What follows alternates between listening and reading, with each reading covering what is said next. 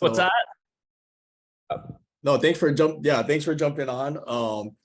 I had such a great conversation with Greg about a week last week, I think it was, and about Vegas, about his plans expanding his business into Arizona. So, and the reason why I enjoyed it so much is because we're able to talk kind of macro, economics within a market like Las Vegas. Like what are the indicators? What are we looking at here? What type of market? Where in the market, the life cycle is this market? So we'll get into that. I know that I think people are slowly trickling in, but we can get started. Okay, Cole, you want to rock and roll? Maybe take us through our first leads. Hey everybody, aloha, happy Friday. Hey, by the way, reminder that this weekend, for those of us who are not in Hawaii, time zone change. So next week, the coffee talk will be at 1 p.m. Pacific Standard Time. And then I don't know what that makes it East Coast time, but later, much later. So keep that in mind, but hope everybody had a good week. And anybody got any leads? Anybody got any needs or any good deeds or like smoking weed? Or D, all of the above? All the above. Layla's going to check the box for all the above. Layla's like, check. Oh, Justin Ragg, bro. I like your hairstyle. Nice. What's going on? Yeah, it hasn't changed much, Long time no see, man. You're doing good? Yeah, good to see you guys. Good to see you, Corey. Good to see you, Kakawa. Yeah. What's up? You got any good you got some good stuff? We're just finishing up. Well, it's our first custom spec house that we built out in Duval. Nice. The tail end of that thing, but it's been fun. And looking at 2023, what we're going to do this year, I mean, really, I think to scale up, a need for me would definitely be, JV partners in the area. I got the construction background. I got a construction crew. I got 4 carpenters on my crew and a whole plethora of subcontractors, and 20 years and $100 million in sales and construction experience behind me. So anybody who wants to JV on a partner, I'm ready. So you're kind of new is what you're trying to tell us. Yeah. That's all you've done, bro. Come on, man. Come on. That's awesome. No. Yeah. For those of you at home, Justin, he's the real deal. He and I have done some stuff together. And he and his wife do some amazing work, like really, really nice work, like HGTV kind work, which is cool. Thanks, man. Yeah. She doesn't want the fame and fortune, but we're just trying to humbly, silently grow here, our little investment company and our construction company. No, I think it's awesome. You guys have done great since we met you guys. Brandon Turner introduced us, so that's kind of fun. So custom spec. So that means that you're building these spec designs, but you're customizing it for somebody who actually comes along.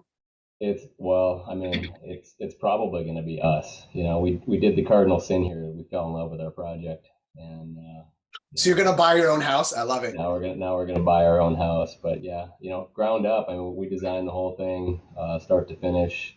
We were just going to do a renovation and then ended up just tearing it down.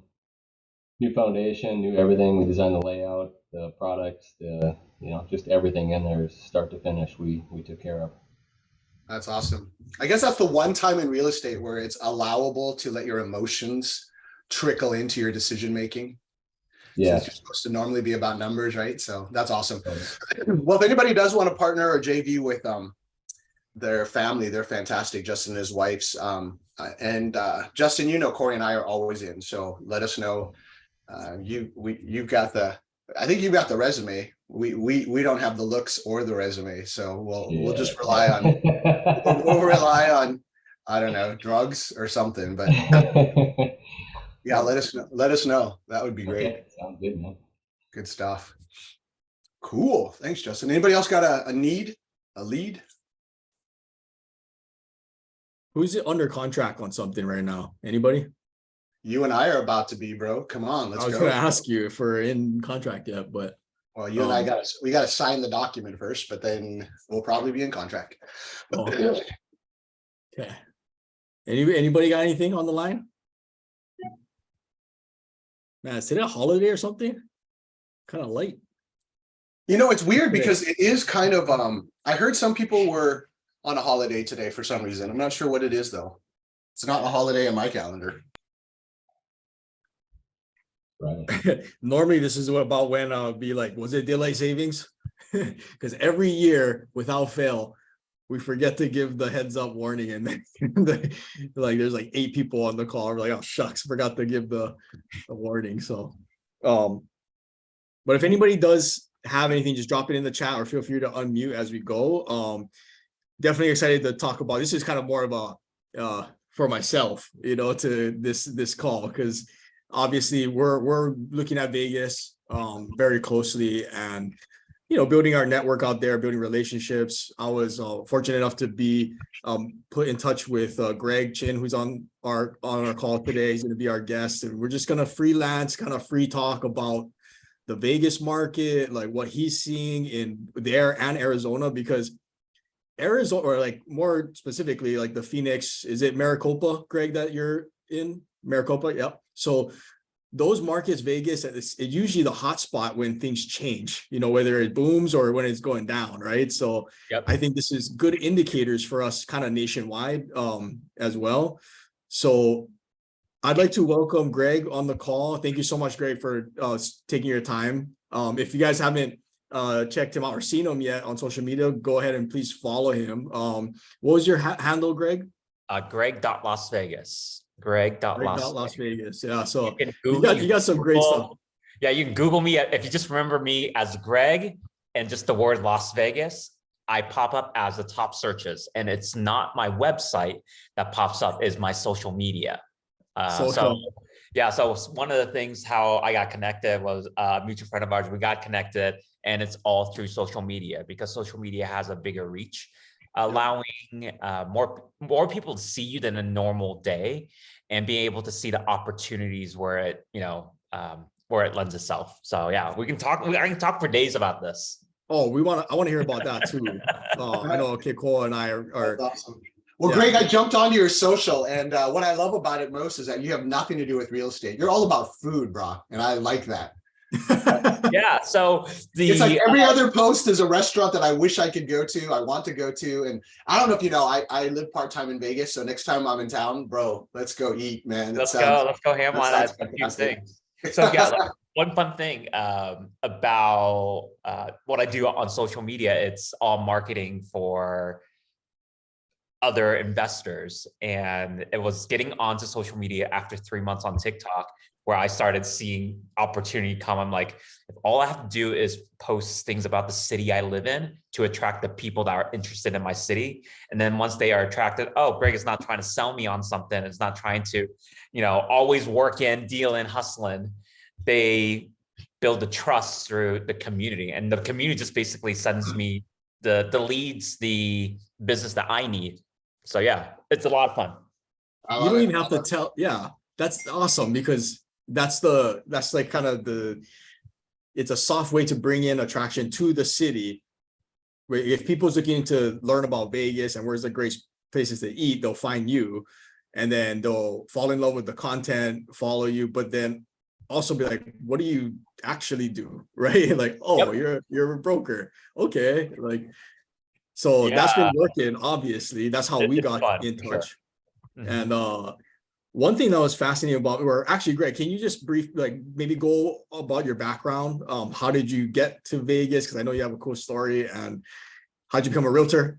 Yeah, so born in Hong Kong, moved to the States when I was 7, lived in Arizona, Bay Area, and about 9 years ago from the Bay Area, moved to Vegas. My partner at the time, we were spending time between Fresno, California, and Arizona. I'm like, where's the middle? Boom, there was the middle. We did it before anyone thought it was cool to do it. I would say we were the trendsetters, but we saw the indicators that the market was going to do an upswing. So when we saw the opportunity for ourselves, we made that switch. And this was, again, 9 years ago, pre-pandemic. To seeing how the pandemic has changed the city is actually quite exciting.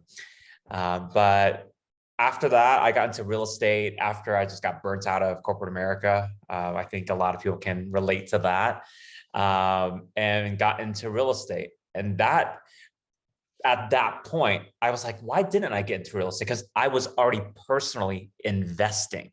Mhm. Right. It's like, you know what? I actually really enjoy look on Zillow on, just, shits and giggles sometimes.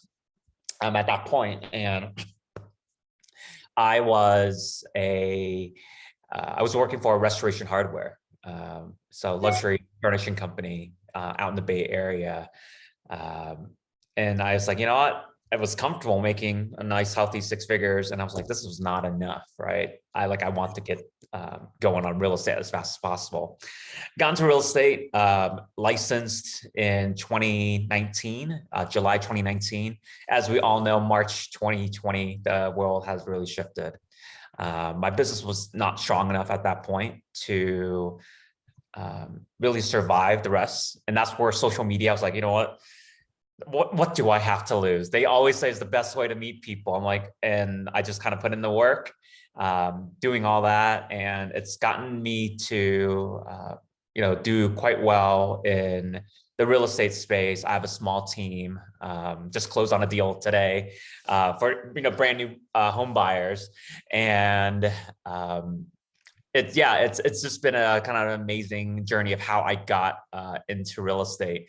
But the fun thing about how I blend the two worlds of working with restaurants, working with establishments that are in the commercial space, I get to understand a different point of view of where are business owners focusing their energy, right? So my relationships with the business owners, with the restaurant, including social media, is based off the relationship. Tell me where your next location is going to be, right? So I'm already on a very day-to-day basis, gut checking myself. Mhm. I see the data, right? I see the data, but I need to know where other business owners that are in the commercial space really focused, right? Where are they seeing the opportunities? Where are they seeing the challenges, right? One of the big things right now is that Vegas is growing way too fast, and restaurant owners are opening more locations. So when restaurant owners open more locations, is to balance labor within their locations, because staffing becomes an issue, right? As people come here, they demand more services. But if the people that are coming here are business professionals from California that already have a very flexible job, they're not going to fulfill the needs of the barista at the Starbucks, the server at your local, burger joint.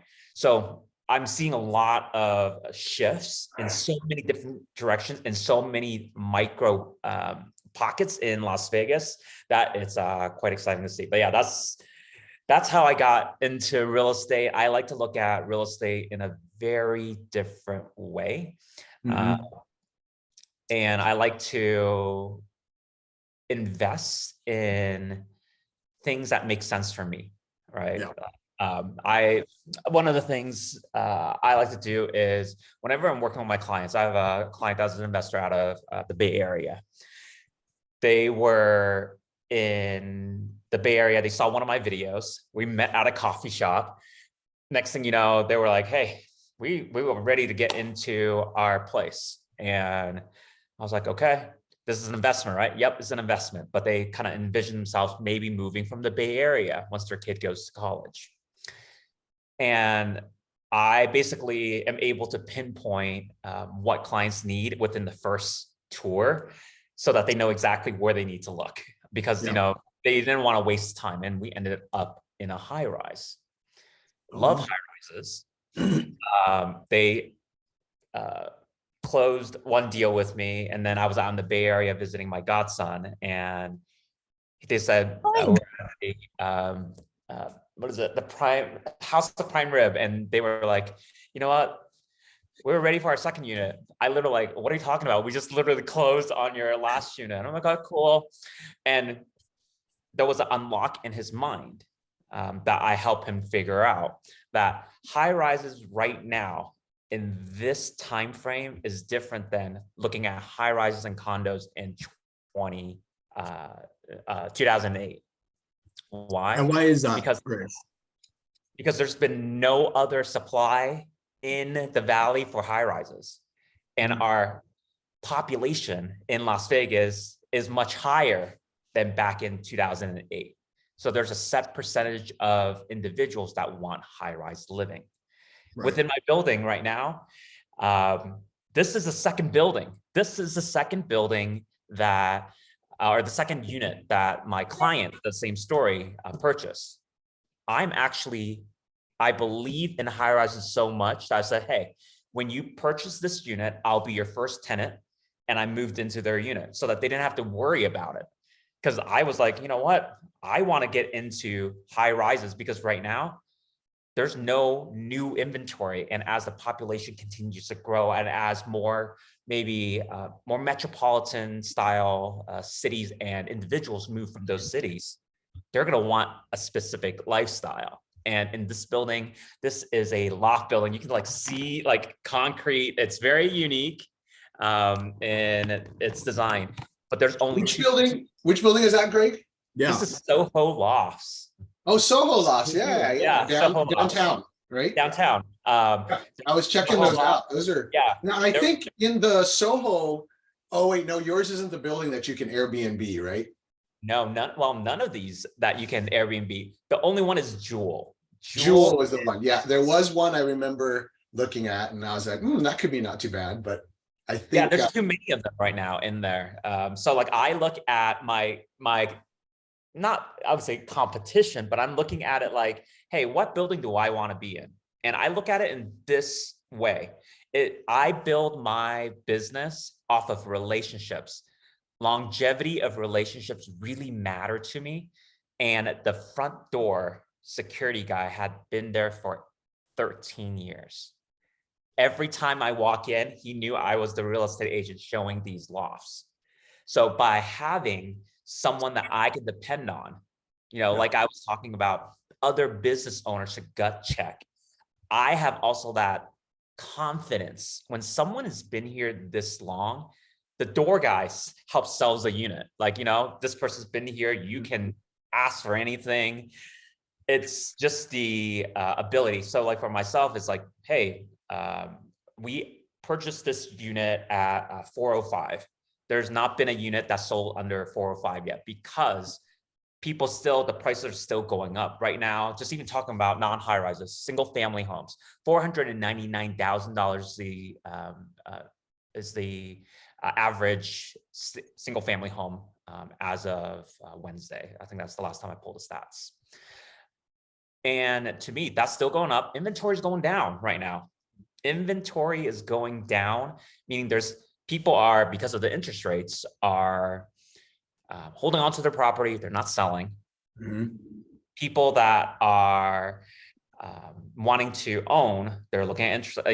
Maybe they were looking at a $500,000 home. Maybe now they have to really look at a 450 or 400. Yep. But ultimately, all of the good deals, quote unquote, that are fresh, that are ready, they're being eaten up quick, meaning in today's market, only the best homes, if you are in the flip business, only the best homes will sell. Because if you have a home that is, let's just say $400,000 in any neighborhood, $400,000 next to a home that is $400,000 but better, which one are you going to pick? So it's, again, always the better of the two, especially in today's market. I want to go back, Greg, to when you said earlier, when you're first kind of putting eyes on Las Vegas and moving there, what were you said there were some indicators, right? Like, what were the indicators? Was it jobs moving in? So one of the indicators is sports. Yep. There was the rumblings of Vegas getting sports teams. That was number one. Mm-hmm.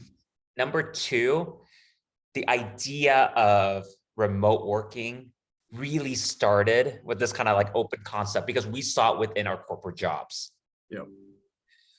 The other one was family. You know, people move because of specific reasons, but you know, those are really the two. Sports.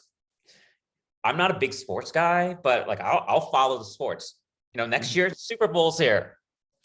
Everyone right now is like, I want to get my Airbnb business set up because there's the Formula One racing that's happening. It's so crazy. I drove by it last. I mean, we're down to single traffic lanes just to build this thing in the middle of the city right now. God. So, and tickets go for $15,000. Like what?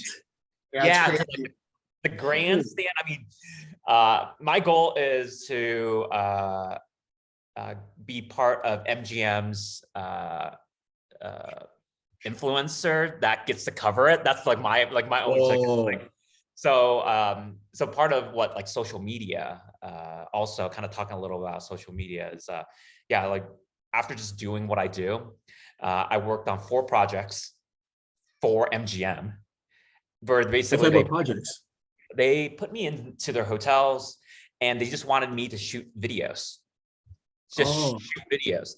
And one of the videos, marketing campaign was a target towards locals. So they were spending money on those campaigns to be blasted to locals. So like in Las Vegas. So like if you were anyone, and like for myself in real estate, I just basically, you know, slide dialed everyone on in their social media that, hey, Greg is a real estate agent at the end of the day. So it's very interesting how like the things just kind of roll up and the opportunities are out there. I like right now, I'm focusing on things that you can't see, right? Things that are off market. And I'm really looking at seller carry properties. There are about 130 or so right now in Vegas. I'm looking at them from condos to you know, homes in the $600,000 mark. Why? Because there are investors that are sitting on money. They're waiting to invest. If you're familiar with the process, which I'm familiar with, is that you negotiate on terms and try to win on terms. Let's just say you may be, for a $600,000 home, you may be putting $200,000 in, right, as down payment, but the seller will carry and finance that as, you know, basically the seller being the bank at maybe a below market rate, right? Below market rate. Because right now it's about money, leveraging money. It's about leveraging money of all things. And when it's seller will carry, it's not hitting your personal credit, which opens you up even more to do other business ventures. So I'm looking at a lot of very unique ways to bring value to my clients. They're like, you know what? I want this deal. Like, hey, if this money was yours right now, Greg, how would you spend it? I'll be like, okay, you know what? I would go towards seller will carry right now. Because you know what? That's where the leverage is. Seller will carry is a great benefit. And when I go to listing appointments, I'm asking, will you carry? They're like, what do you mean? And beforehand, I already explained to them on social media, in my stories and all of that. It's like, hey, this is what seller will carry. Why is that great? Home prices are still high, right? For us, at least, when fairly priced, they are still high because the median price range for a single family continues to be pushed up. Ask them, right? If they own their house outright, they can continue making money because they become the bank. Everything is serviced through a servicer. There's 2 in Vegas that does it. And you are able to tell them, hey, you can sell at the highest, but ultimately you're going to get this much over 10 years, maybe. You know, like if there was someone that is in their 60s, you know, they say, I don't know if I'm going to survive past 80. I'm like, you know what?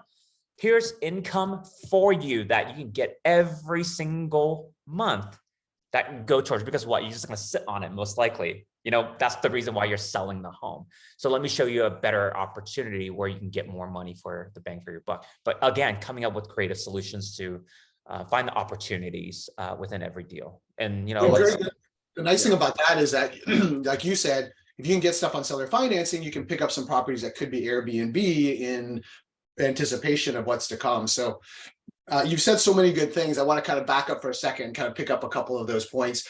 You talked a little about Airbnb and how everybody's trying to get some. Corey's probably mentioned, we're working on the same thing. So, but there's a big debate, right? There's a debate of what do we do with licensing? What do we do with our permits? And so there's a chunk that are legal. And then I would say that there's a much bigger chunk that are unpermitted, unlegal Airbnbs or illegal. So what's your take on that? Because clearly the regulations are not going to get easier. They seem to continue to make it more convoluted, more complicated. They're essentially making Airbnbs not feasible. So it really pushes investors to say, well, let's just take a gamble. Let's do unpermitted and see how it goes. So what's your take on that? Gosh, right now, my take on it is that Airbnbs are here to stay, right? Are they maybe retracting a little bit and maybe certain investors are selling? Possibly. I know one of my friends just listed hers in Palm Springs because she had two, right?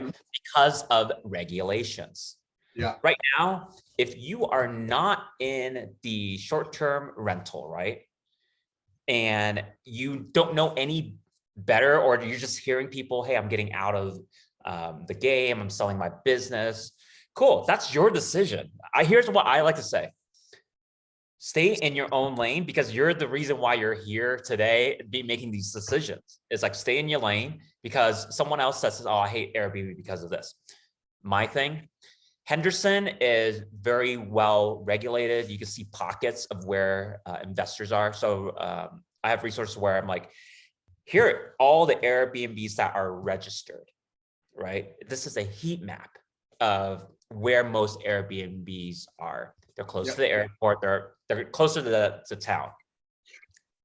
I think if you own one to two in a small scale, you may be at a disadvantage because of just the operations of them, because we're having an issue with labor still in our city.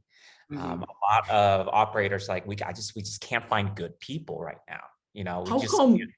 Maybe let's that's actually a great thing to talk about, because Vegas, according to data, is leading the nation, I think, in unemployment, right? It's like 5% or something. No, what was it? 5 or something like that. Yeah, somewhere in there, yeah. So which is interesting to hear, because if there's a labor shortage, what does that mean then? Because so think about it in this way. The service jobs are always going to be there. It's whether people want them or not, right? Right. So right now is a struggle. We have the Fontainebleau that is expected to open at the end of this year. Finally, Finally, right? Finally. Crazy. Where is that labor going to come from? Exactly. Is that mom that's sitting at home wanting to clean hotel rooms? Absolutely not. Yeah. So right now, what's driving a lot of people's decisions on selling their Airbnbs is actually the operational excellence. They're finding that it's more harder to operate in the environment because there's so many other opportunities, right? Because why would you want to clean for, let's say, $15 an hour for having a cleaner on staff when, hey, that cleaner could go to the resort and make $19? Super easy. It's pulling the labor and making it tough. Regulations are regulations, right? Put that into the price of your Airbnb. That's what I say, right? But I agree with you, Greg. We're entrepreneurs. It's risk versus return. Yeah, but the challenge is that it's hard to even get the permit, right? Even if you want to pay the money and you want to make the application, you want to do it the right way, it's hard to get it. So I mean, I know a lot of really good investors who are just taking a chance. And I mean, honestly, a lot of people are getting away with it, right? So if you can find that right house that's not in a gated community, doesn't have an HOA, situated a little bit farther away from the neighbors, so nobody hears or sees all these cars coming and going, then you might be set up. You know, there's parts of Southwest and Enterprise, Mountain's Edge, you know, that not the new stuff, but you got kind of the older stuff that's sitting on 1 acre, and they've got those ramblers, they're massive. Corey and I were looking at one of those, and we're like, you know what, we could probably get away with an Airbnb here because nobody gives a rip out on this part, you know. So what would the Wild West? It can't feel like the Wild West. Yeah. So what would your advice be then? Let's just say that. So if you were, you know, if Corey and I are saying, hey, we're your clients, and you know, we want to get an Airbnb. We have Airbnbs in other markets, but they're all registered, they're all licensed. But we hear that Vegas is going to be a great opportunity to get an Airbnb and maybe get licensed eventually. So let's keep working on it. But in the meantime, while it's a buyer's market, let's go ahead and, even though the interest rates are high, maybe we can get seller financing, or we just get a really good deal. Let's buy something. Let's go Airbnb and let's risk it. Would you say, yeah, let's do it? Or would you be like, maybe not? Or what would your guidance based on your knowledge? Right How now, would Ian actually say too, right? yeah, I would never say, because, you know, like from myself, will I invest? Oh, absolutely. If I had money right now, if I had an investor come in, what would I say, right? I would actually invest in Henderson. Okay. I would invest in Henderson. The reason why is that Henderson is growing. Henderson is growing. It's still one of the hottest cities where people are migrating to. The builders, I don't see any incentives for new home builders out of those areas, right? So I'm always like seeing, what is the attraction? I would do it in Henderson. A lot of investors don't like to go into Henderson because, you know, it's a Henderson address, right? It's not Las Vegas. You know, it's a suburb of. So you have to rely on operation excellence to get started, right? Like you have to price low for Airbnbs to get the ratings. You have to go the extra mile, right? From my understanding, Henderson has their shit together when it comes to permitting. It's not a lottery system. So what's happening is that Henderson put in the regulations before Las Vegas, the unincorporated areas. So people now have to either comply or risk it, right? Because I think the first fine is only $500. Like I say, hey, it's only $500. Right. But then it scales up like 5,000, 10, like it goes up from what I remember. So you're just, you know, you're risking it. You know, when is an Airbnb legal or illegal? Is that Airbnb, you have to put in, you have to register, because Airbnb now forces you to put your business license number there, your registration number. So I think the technology is helping with the regulations.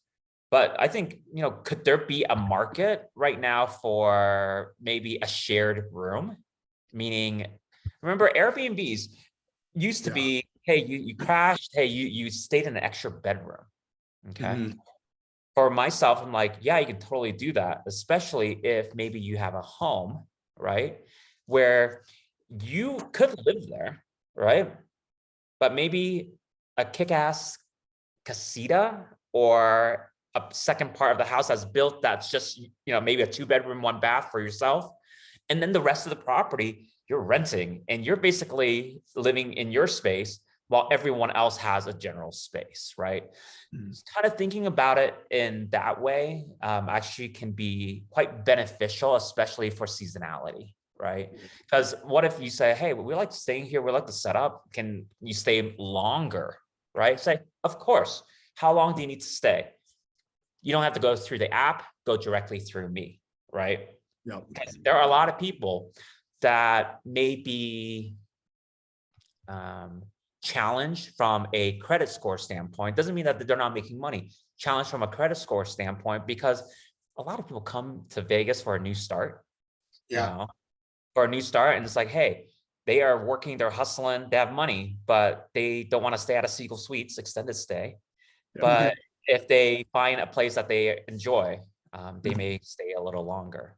So because of that idea is the reason why I'm living in my client's property that they purchased, because I have a property in Henderson where I am not Airbnb-ing, but I'm creating a solution where it's communal living, where, awesome amenities built in 2018, a roommate situation, but I'm putting the people in there that I know will get along just so that I have an opportunity. And as a real estate agent, if I have someone that says, hey, Greg, I'm not ready to buy yet because I need to establish residency with my job, with my new job, with pay stubs and whatnot. Where's someone renting a room for 2 months that I can trust, right? Mhm. They're already coming to me. So one of my clients a few months ago came from California, and she was a real estate agent. She's like, you know what? My husband's starting a job. Okay, cool. I said, I have a room that's available to rent. He lived there for 2 months. I sold him a house, and now they happily live in Cadence in Henderson. But like, I like to create opportunities with my real estate to service maybe an untapped market. And I'm really testing it out, right? I'm testing out and I'm having high quality people come through.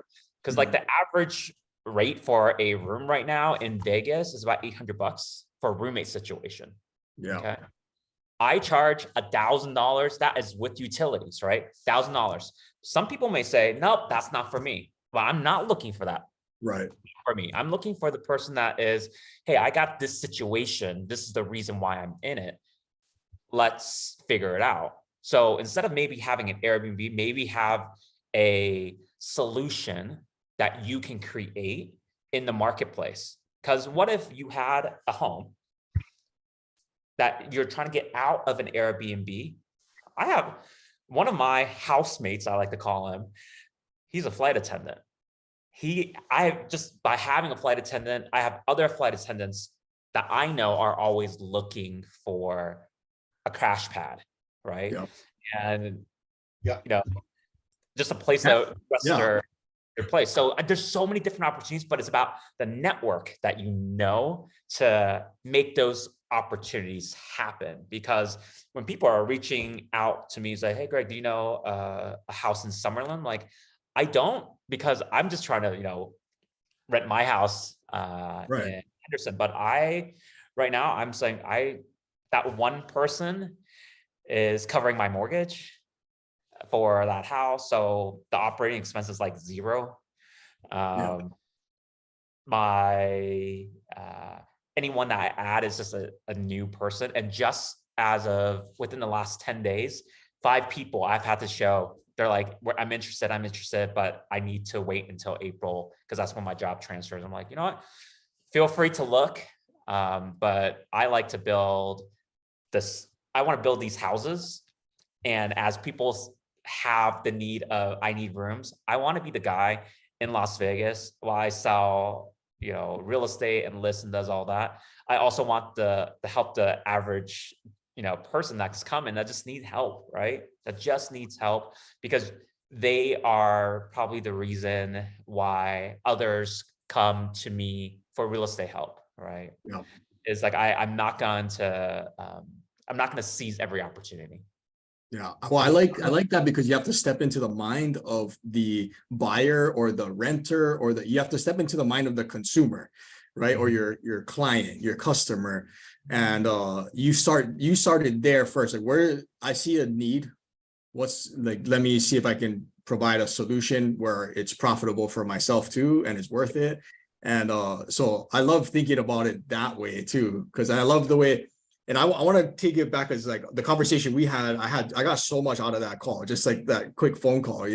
Actually, it wasn't that quick. We ended up going on. Yeah, it was like over an hour. So yeah, man, it was great. It was great. But that's why, like, I knew, you know what, this is great for everyone who comes on our call, because I feel, especially in these times, like we have to stick to the fundamentals of investing and real estate, and what that is let's pay attention to the macro economics and the macro data and start from scratch and look at fundamentals. So when I started seeing, things Keiko and I were kind of planning from last year. We're watching what's going on. We pay attention, we have to, it's our job.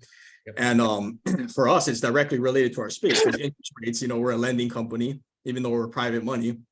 It's, the landscape has been changing a lot. Big players have been going out of business. And so fortunately for us, we're okay. This is opportunity for us, but because it's opportunity, it's like, how do we find the point to attack, and for me, I started in 2011, and so I saw the bottom, I saw the aftermath of the Great Recession, and it wasn't pretty. I was door knocking during that time, right? And like, man, I was like, geez, this is real estate. This sucks, like everybody was like upside down.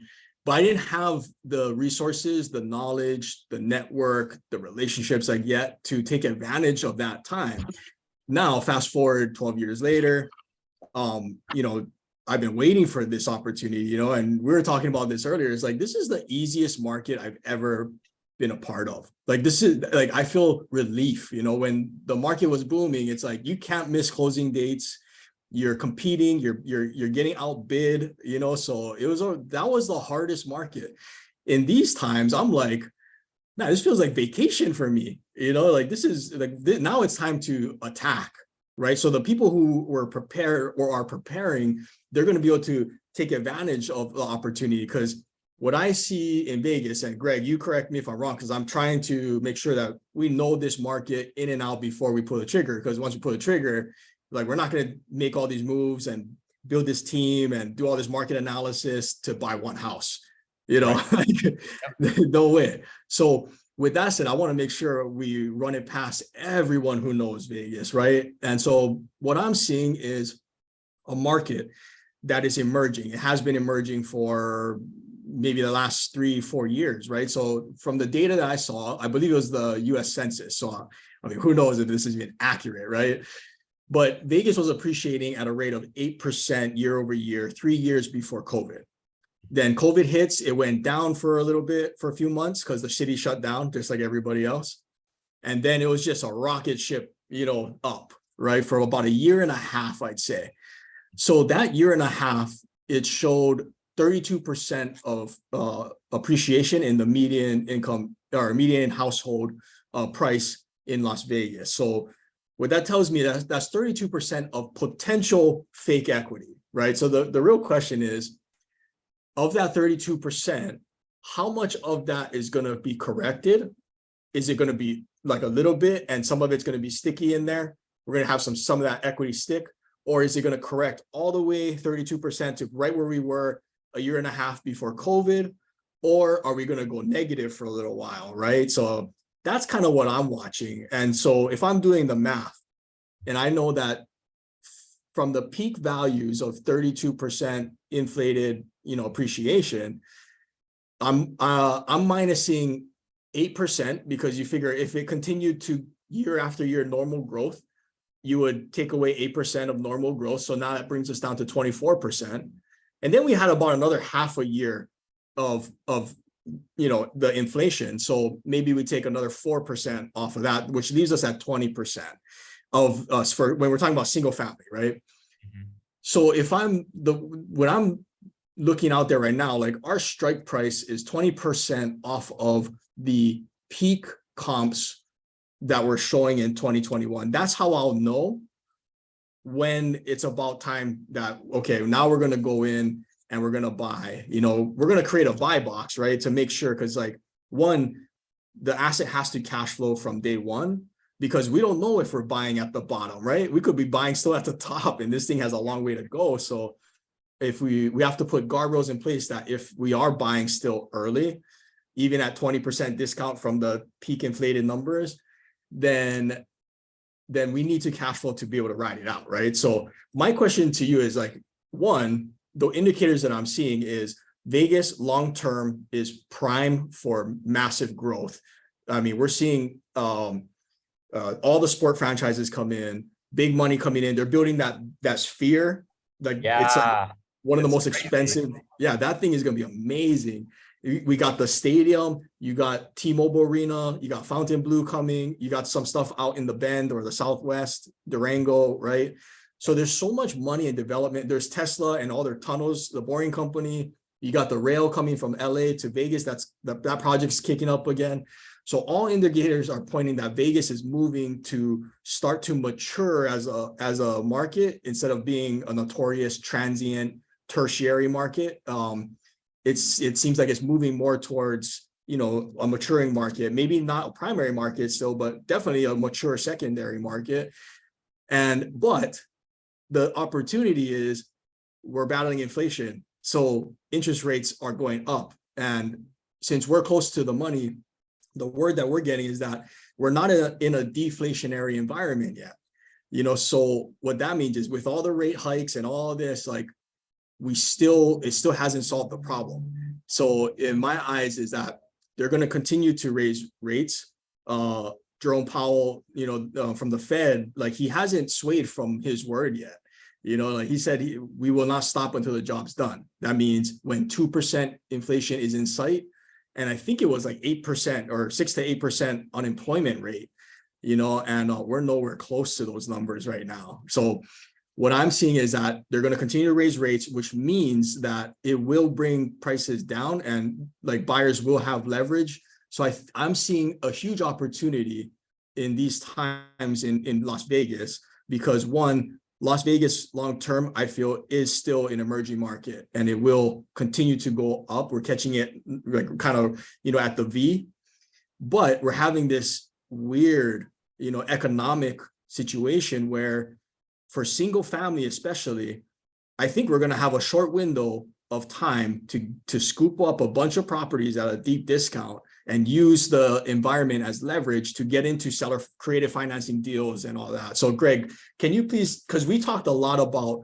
how you identify areas, right? I mean, even one where Great Clips, if you can even, you know, let's talk about that, because I think that was huge value that I got talking to you on our last call.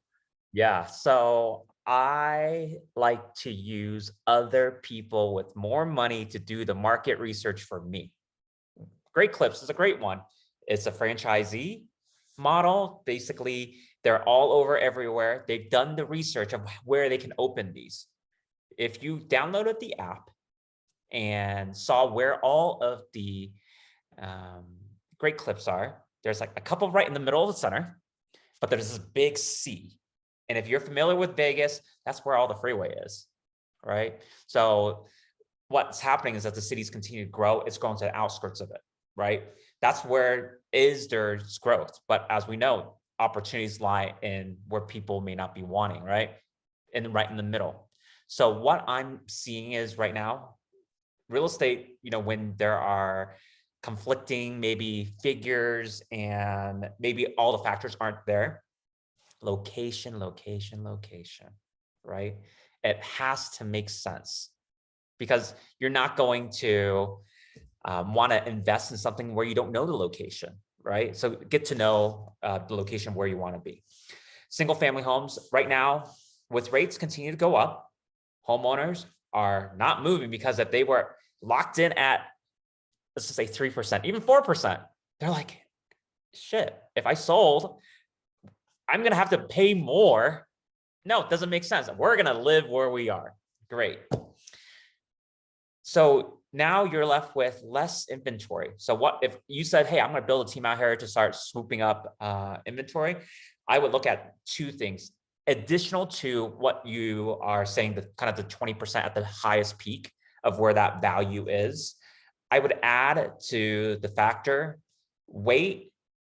When you think inventory is going to hit at the very lowest, right? At the very lowest, everyone's going to see prices be stable, right? Because it can only go so high. But if people are moving to Vegas and they're renting, right? And they're renting because they're coming from California. The last time I saw the stats, 40% of all driver licenses surrendered at the DMV is from California. Okay? So for myself, 40%. Wow. It's gotten so much stronger, because when I got in the business in 2019, the stats were 32% at that point. So there's a huge influx. And for people that are moving from California, they're not moving here because it's more expensive. They're moving here because it makes a more financial benefit for them to move here, Yeah. right? So I like to say, if I have to build a team to start looking at the market, start planning when inventory hits low. Right now, we're hovering just right above 4,000. The lowest we've ever been during the pandemic was right under 2,000. Wow. That's units or houses on market, single family Correct. Single units family. available. Correct. Okay, so and how many months worth of inventory is that Right now, roughly?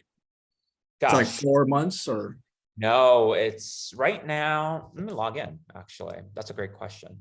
well, while you're doing that too, I'm gonna share my screen because I pulled up the Great Clips map. Because like that's such an interesting tip. I never really I always think, okay, big box stores, right? Costco's, IKEA's, Lowe's, Home Depot. Because are you guys seeing the map? Yep. Of Vegas? Yeah. Okay. So actually, yeah, so I see the C that you're talking about that it forms, right? All the Great Clips here. So let me go to, I'll do Las Vegas. Oh, yeah, here we go. So normally I look at like what are the big box stores doing, right? Because they do millions of dollars worth of market research before they plop a Lowe's or a Home Depot or a Costco or IKEA somewhere, right? They're not gonna put a Home Depot there if there's no plans for building and expansion. That would be, really stupid, right? So you can piggyback off of that data. And it's funny, there's just the Great Clips was, I never thought of that, using a franchise like that, it is an indicator because that is kind of like the normal population, right? So wherever they're doing market research, where their customers are at, where they're looking and moving into is kind of the same customers that we service, right? If you're in single family. So one thing about Vegas is, I don't know how to get satellite view, but usually it's over here. You guys, well, in the satellite view, you can clearly see that if you pull out from Vegas, and Kikoa was kind of the first one to kind of tell me Vegas is basically just a big circle, right? And then like the strip kind of runs somewhat down the middle. But if you were to pan out, you will see the rest of the infill really lies kind of in the southwest, and then there's parts in the north where there's still areas prime for building, and then parts of Henderson. But Henderson's pretty developed already. You're hitting mountain, it seems, over there, yeah. Yeah, So- Henderson is quite interesting right now because Inspirada is where it's the growth, and then Cadence still has a little bit, but like right in the middle, where the tightest part of Henderson is, because it's like a weird up, it's like a rainbow type of thing around the mountain. The tightest points are already fully developed, so that's where prices have just gone up. Your Green Valley Ranch area, your Seven Hills, just because they're already developed. Yep. Well, sorry, Greg, you were gonna go over something. Yeah. So right now, number of months of inventory for single family, 2.7. That was as of last month. Yeah. Wow. What was it during like the boom times? I saw as low as 1 month. So we're right at where the pandemic, before the pandemic, where it started. 2.7, because we had a slight peak, right in the April-May timeframe, right after the pandemic, because there's uncertainty. That's when it went up to like 3.2, 3.3, if I remember, and then I just never seen anything lower. So when I'm looking at your median price point is going up as of last month, because I have February's number, $470,000 was the median price point. And that's for January or February? That is for February. That's for Wow. February. Yeah, That's that is for up. And that is up because of new home prices too. So because this is a blended number, single family units, because of new home construction is. New home.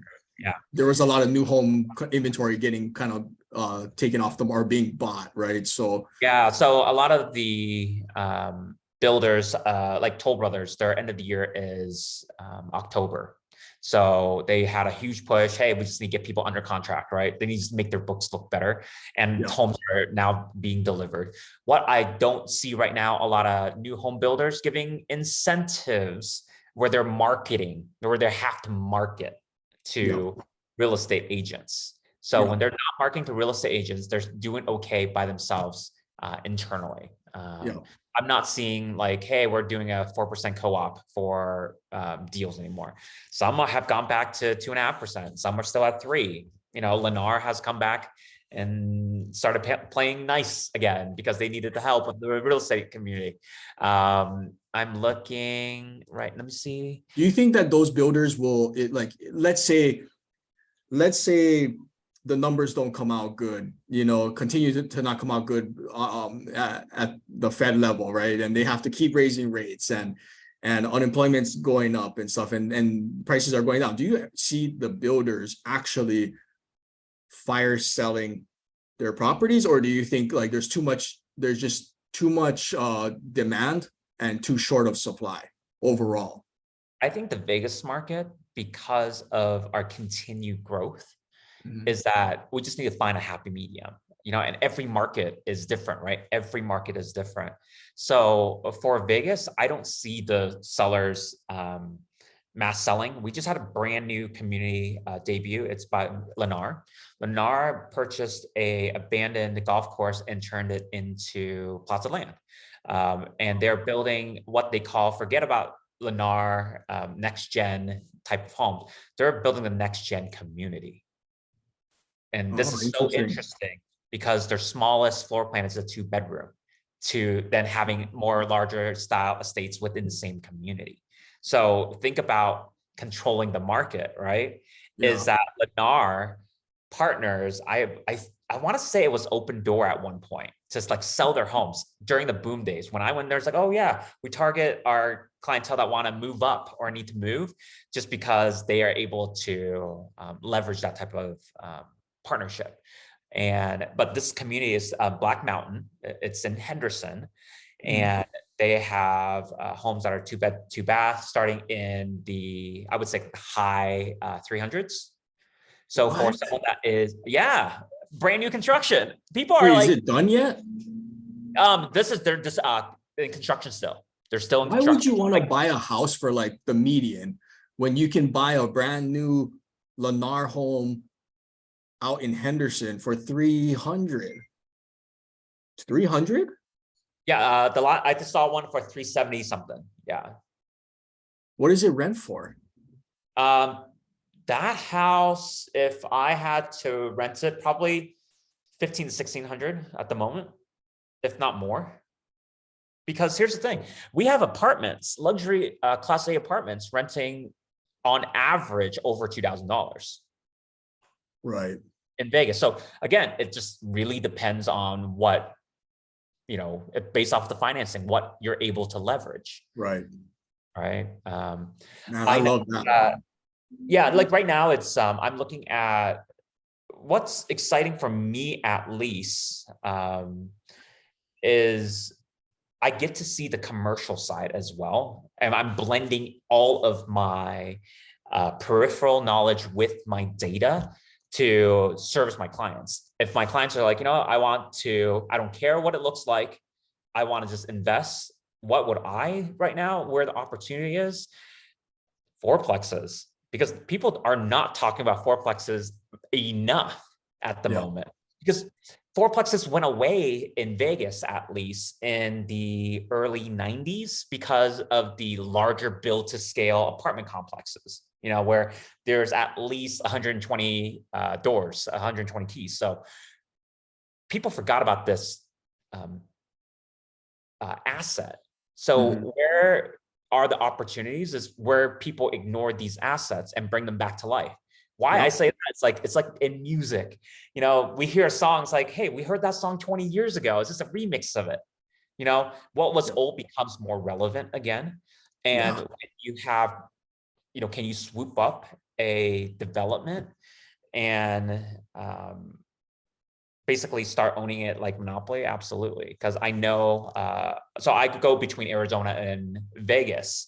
I'm in Vegas right now. It's in Arizona.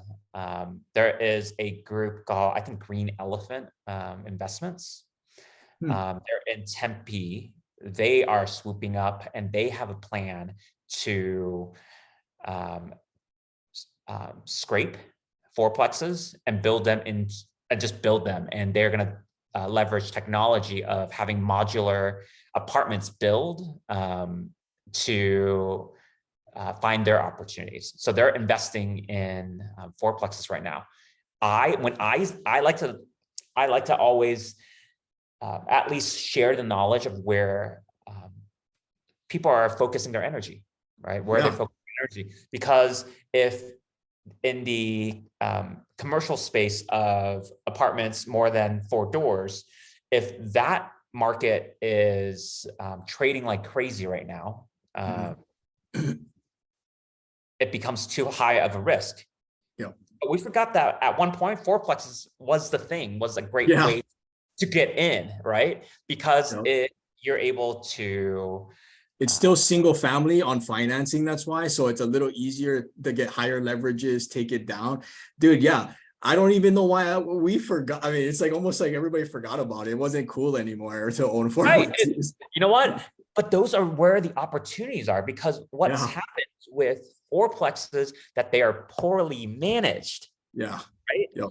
Poorly managed. And that's why they're not getting the rent, because they would rather have someone that underpays, that doesn't complain. Because it's a mindset, you know, and those are the existing owners that own those. That's where I see potential in Vegas. If what area in Vegas you think? Because like fourplexes are kind of what, the north side or? North side and east. So north and east. Yeah. Why I say that is we forget that the trends, right? Right now, the trend, apartment buildings, they all look like hospitals to me. They're all one big building. Yeah. That's apartments. But just the more individual ones, you don't see as much. So when people see, hey, when I moved to Vegas, I lived in an apartment that looked like a freaking hospital. Now I can live in a place where I own in a fourplex. Yeah. Cool. Or I'm renting in a fourplex. Like it's just a very different way. When people, I like to go against the current, because like if people are running away from it, I'm going to start running towards it just to keep my eye on it, because less competition, right? I like to make sure that whenever I am looking at, when I'm looking at areas of opportunity, I want to make sure that I'm talking about it with more than just myself. I talk to restaurant owners that I know. Hey, what do you think about this? Where are you seeing? Are you seeing people not come to the restaurant? They're like, not really, because of just how it's grown. Restaurants are filled on a Vegas is packed still. It's like packed. I was surprised. Yeah. So for myself is, finding where people want to live. Right now, Southwest, we talked a little bit from a community standpoint. I think the benefit within that area is the casino. It's a local casino. Where is a local company investing themselves? Yeah. Right. Because they're going to be there to stay most likely. And that's the local Vegas population. Like, man, Greg, I could talk to you for days. Like, I'm sorry, we're already over the time. I know. I can talk forever. I feel like there's so much more content to get into, but maybe we'll bring you back on if you're free for another Friday. And absolutely. Hey, Kurt. Hey, sorry about that. There's a question from Iris saying, what's the advantage of investing in Vegas? And I'm sure that's another call in itself, right, Corey and Greg? Oh yeah, that's a huge. That's a great question. I think it's different. Like Greg said, like it's different for everyone, and there's so many strategies in real estate to pursue. There's single family, commercial, multifamily. There's notes. There's tax liens. Like, so I think what Greg is saying is the most important thing is like, let's find a need. Let's find a solution, right? And then I'd say stick to it. like don't get distracted by so many different strategies. Find the one that works best for you. And for us, what are the advantages of investing in Vegas? Well, one, Vegas is the ninth island, right? So many of my investors would actually, maybe some of them would prefer to have their money in Las Vegas, but and then two is Vegas, I see as a emerging market. Long term is going to be growing and growing, and I still think we're early in. And number three is that just given the economic environment that we're in, I think we're going to have a window of opportunity where maybe, let's say in the, in the best case scenario, the housing market doesn't take a big hit, right? And even in that case, during these times, since it is a buyer's market, buyers have leverage still. So even though it's not showing in the prices, there's still sellers out there that need to sell, and the ones that are on market now, it's most likely because they need to sell. Because the other ones, like Greg said, is they're sitting on equity, right? They have nice low fixed rate mortgages. So why would they sell for less right now, only to have to go find, another place and get a mortgage that's maybe 2-3 times the interest rate? So I see like that is the advantages in Vegas is timing. So understanding market cycles, understanding, market fundamentals, like what's an emerging market like Las Vegas, and not just that, but what emerging area or neighborhood within that emerging market can you pinpoint and zero in at? And for us, it's single family in the Southwest area, maybe even Henderson too now, because like you're talking about Henderson, now I'm thinking, maybe there's a lot of opportunity there. Buy brand new houses for 300 something grand. How do you lose? I love Henderson. I have a house in Henderson. I'm not selling my house anytime soon, because I just know that where I am, I'm gridlocked. There's no houses that can be built around me. So that was like, I would say the nest egg for myself. My understanding, when Vegas was developing, a lot of locals would start off and live in Henderson first. And then when it started to develop, like Summerlin and everything, they would branch out. But Henderson, a lot of locals have bought over there first before it started booming. Hey, Greg, and Corey, just want to respect everybody's time.